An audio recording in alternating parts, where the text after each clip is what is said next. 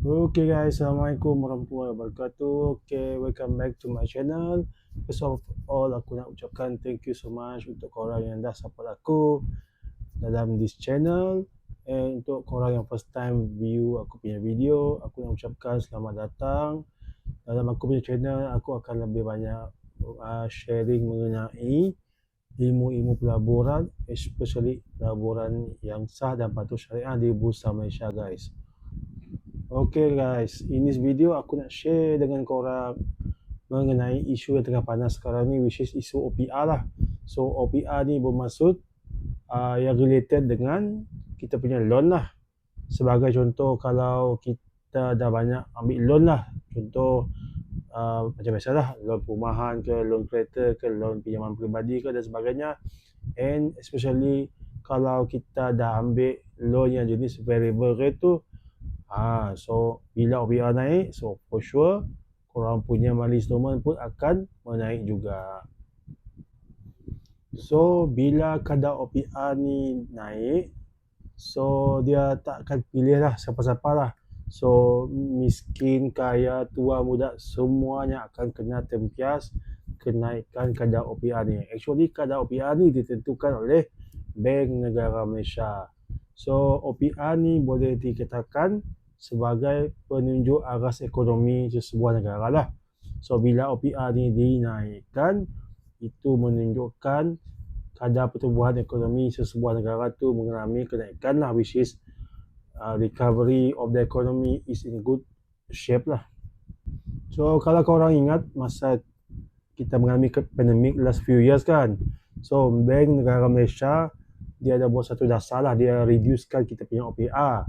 Sebab jelas dia reducekan OPR tu sebab apa? Sebab guys, sebab dia nak rancakkan semula kita punya ekonomi lah. So bila OPR rendah, so interest rate tu akan menjadi rendah. So orang ramai akan lebih banyak membuat loan, purchasing and sebagainya lah.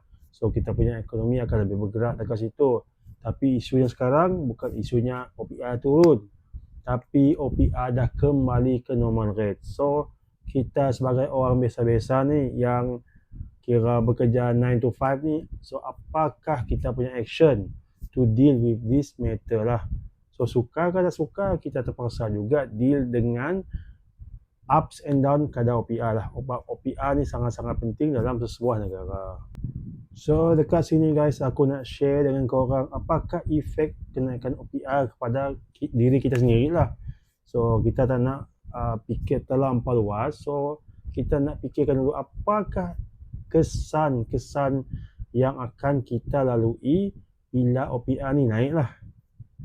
Okay guys, efek yang pertama sekali yang kita semua akan merasai is kita punya komitmen bulanan, which is loan tadi, akan mengalami kenaikan. So untuk kita yang makan gaji ni, suka ke tak suka ke, kita punya loan tadi confirm akan mengalami kenaikan. Tak kisahlah berpuluh ringgit ke ataupun beratus ringgit, depend dengan kenaikan OPR yang ditetapkan oleh BNM.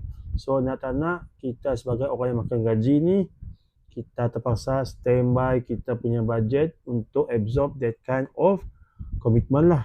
So sebab tu sebelum kita nak ambil loan, so kita mesti buat sikit calculation lah. In case OPR dinaikkan, so berapakah kadar kita punya monthly commitment, kita kena tambah lah. Tapi kalau kita ambil yang jenis fixed rate, no issue lah. Okay, the next effect bila OPR dinaikkan is kadar kelaikan kita untuk apply another loan akan menjadi lebih rendah lah, lebih mencabar. Sebab apa? Sebab pihak bank akan analyse kita punya financial status. Sebab bila financial status kita semakin meruncing, which is kita punya monthly commitment tu semakin besar, so kita punya percentage untuk bank untuk approve that loan makin nipis lah. Sebab bank pun dia ada satu risk management punya team lah, dia tak nak peminjam tak nak bayar dia punya loan. So nak tak nak, for this time being, memang bank akan sangat-sangat strict in term of siapa yang nak buat loan lah. Bukan mereka tak nak buat bisnes, tapi mereka akan concern juga dengan nasib bakal pembayar loan tu nanti. Takut tak terbayar pula loan yang baru tu. So the next effect guys, bila OPR dah naik ni, nak tak nak kita punya purchasing power tu menjadi lebih rendah lah. Sebab apa lebih rendah? Sebab duit yang kita ada tadi, kita dah lebih bahkan bayaran untuk membayar loan kita yang dah start naik disebabkan oleh OPR yang naik tadi. So bila loan dah naik, OPR dah naik, and kita pun jenis berharap contohnya makan gaji saja kan. So kita punya purchasing power tu semakinlah rendah. So kita punya ekonomi tu taklah berjalan secara rancak sebab rakyat pun dah takut untuk spending. Sebab apa? Sebab duit tak ada. So apa yang kita nak gunakan untuk spend kan? Nak tak nak kita perlukan duit. So for those yang makan gaji memang akan terkesan sangat bila OPR ni mengalami kenaikan. Itulah efek yang paling bahayalah sebab bila orang Malaysia ni kurang berbelanja, kita punya ekonomi tu tak berjalan. So bila ekonomi tu tak berjalan, so setiap company yang buat bisnes mesti mereka nakkan revenue kan. So bila tak ada sales, macam mana nak ada revenue? And bila tak ada revenue, macam mana nak bayarkan gaji staff dan sebagainya lah. So benda ni akan melibatkan domino effect lah dari atas sampai ke bawah. So nampak simple tapi efeknya sangat-sangat besar guys. So kita semua kena ambil tahu dan sentiasa ambil berat dengan this kind of matters lah. Tapi guys, untuk kita punya sektor ekonomi pula, bila OPR ni BNM declare dia mengalami kenaikan lah. So that one is indicate our economy tengah mengalami recovery and tengah mengalami kenaikan. So dalam kata lain, dari segi bahasa ekonominya, bila kita punya OPR tu dinaikkan, so ia akan menunjukkan ekonomi negara kita ni mengalami kemajuan, mengalami recovery dan sebagainya. So dari kacamata pelabur luar, pelabur dalam luar, pelabur sangat suka this kind of matter sebab mereka ada peluang untuk menambahkan pelaburan mereka di Malaysia lah. So bila investor masuk, akan wujudlah peluang pekerjaan, peluang perniagaan dan sebagainya guys. Guys, dekat sini aku nak share dengan korang juga macam mana kita nak absorb atau kita nak berhadapan dengan kenaikan OPR ni. First of all, and yang paling penting is nak tak nak kita terpaksa duduk dan kita kena tulis dalam satu buku apakah monthly commitment kita yang melibatkan loan tadi, which is loan yang variable rate yang jenis floating lah. So kita kena tulis monthly commitment kita, berapakah daripada kita punya gaji, berapakah loan yang kita dah ambil dan sebagainya lah. So kita tahu macam mana kita nak uruskan kewangan kita and kita dah tahu mana duit kita yang dah start leaking somewhere else lah. So guys, the next one is cara untuk kita absorb, cara untuk kita berhadapan dengan this OPR, kenaikan OPR is jangan buat another loan lah. So jangan tambah lagi hutang lah, hutang-hutang yang tak penting, hutang-hutang kemahuan dan sebagainya lah. So kita hidup dengan apa yang kita ada sejalah. So sebab kita tak ada extra income, maksud aku in term of kita just sekadar makan gaji, so nak tak nak kita terpaksa deal dengan this kind of matter lah. So kita jangan tambahkan lagi hutang-hutang yang dah sedia ada, yang dah sedia berat untuk kita face lah.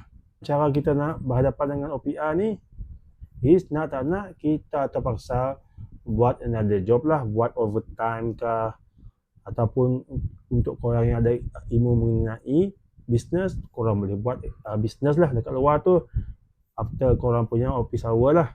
So selain dari tu, korang kena fikirkan macam mana cara nak menjana extra income lah untuk absorb kenaikan OPR ni lah.